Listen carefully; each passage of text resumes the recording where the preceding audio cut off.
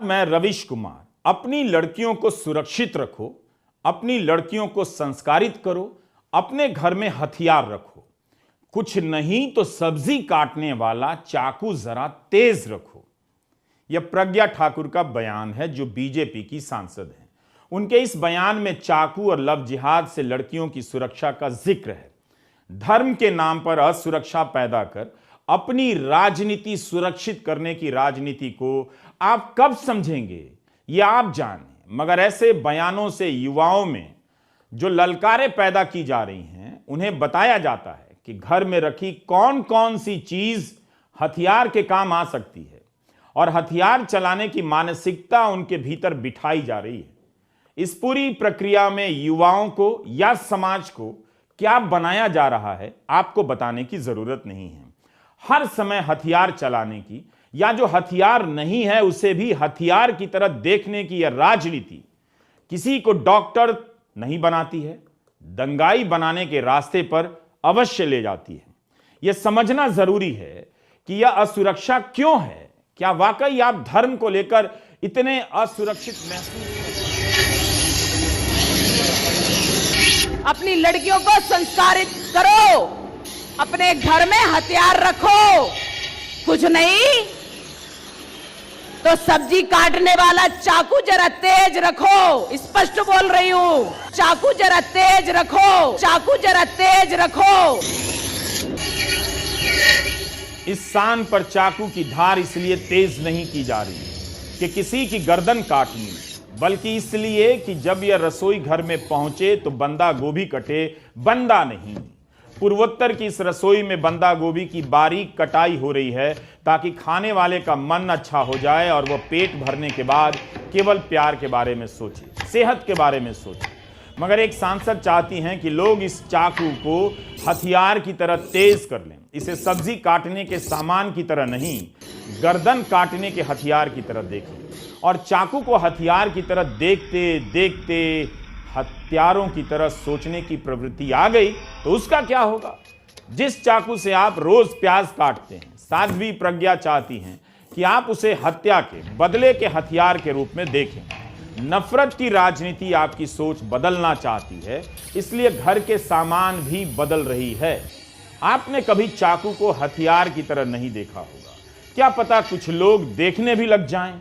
चाकू की धार तो इतनी ही तेज होती है कि आलू, प्याज और टमाटर या टिंडे कटकर कढ़ाई में पहुंच जाएं, और जब थाली में पहुंचे तो पकी हुई सब्जी का सौंदर्य आपको आश्वस्त करे कि अब भूख का अंत होने वाला है, मन को शांति पहुंचने वाली। लेकिन साध्वी प्रज्ञा इस पूरी प्रक्रिया में बदले के नाम पर हत्या का इरादा जोड़ देना चाहती है। किसी ऐसे समुदाय से बदले की आग भर देना चाहती है कि बनाते वक्त और खाते वक्त आप यही सोचते रहे कि वे आ जाएंगे, बेटियों को ले जाएंगे तो रसोई में रखा सब्जी काटने का चाकू काम आएगा। कल्पना कीजिए, जिस चाकू से आलू बारीक कटता हो, उससे किसी की हत्या हो और फिर वह वापस रसोई में लौटकर आलू काटने के काम में लग जाए, तो क्या आप उस चाकू से कटे आलू की भुजिया खा पाएंगे? इस तरह के बयान हर उस चीज को देखने का तरीका बदल सकते हैं। उनके इस्तेमाल की कल्पना बदल रहे हैं, उनका सौंदर्य बोध बदल रहे हैं, जो हथियार की तरह होते हुए भी हथियार नहीं। पहले ऐसे बयानों से एक समुदाय के लोगों को धर्म के दुश्मन की तरह देखने की ट्रेनिंग दी गई। अब घर के सामान को हथियार के रूप में देखने की ट्रेनिंग दी जा रही है। इस तरह जब आप चाकू को हथियार और एक समुदाय को दुश्मन समझने लायक हो जाएंगे, तब क्या होगा, आप क्या बन जाएंगे, बताने की जरूरत नहीं है। इंसान को दंगाई और आतंकवादी इसी तरह बनाया जाता है। पहले जहर भरा जाता है, फिर हाथ में हथियार थमा दिया जाता है। साध्वी प्रज्ञा के इस बयान से लगता है कि प्रधानमंत्री मोदी के 8 वर्षों के शासनकाल में अराजकता आ गई है।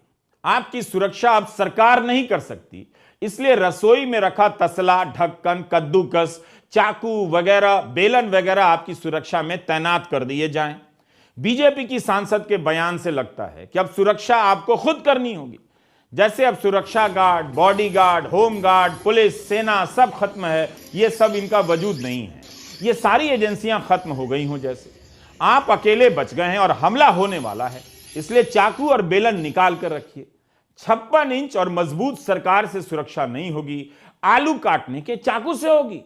लोकसभा में गृह मंत्रालय ने बयान दिया है कि गुजरात में हर महीने 45 महिलाओं के साथ बलात्कार के मामले दर्ज हो रहे हैं। 6 महिलाओं पर एसिड से हमला होता है।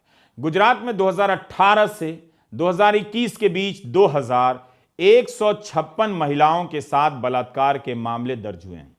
दूसरे कई राज्यों में भी इसी तरह के हालात होंगे। औरतों के साथ गलत व्यवहार घर में ही होता है, जान पहचान के लोग ज्यादा करते हैं, मगर यह सब लड़कियों की असुरक्षा का मुद्दा नहीं बनता है। इनके नाम पर दूसरे समुदाय के लोगों को ललकारा जाता है, उनके खिलाफ आपके भीतर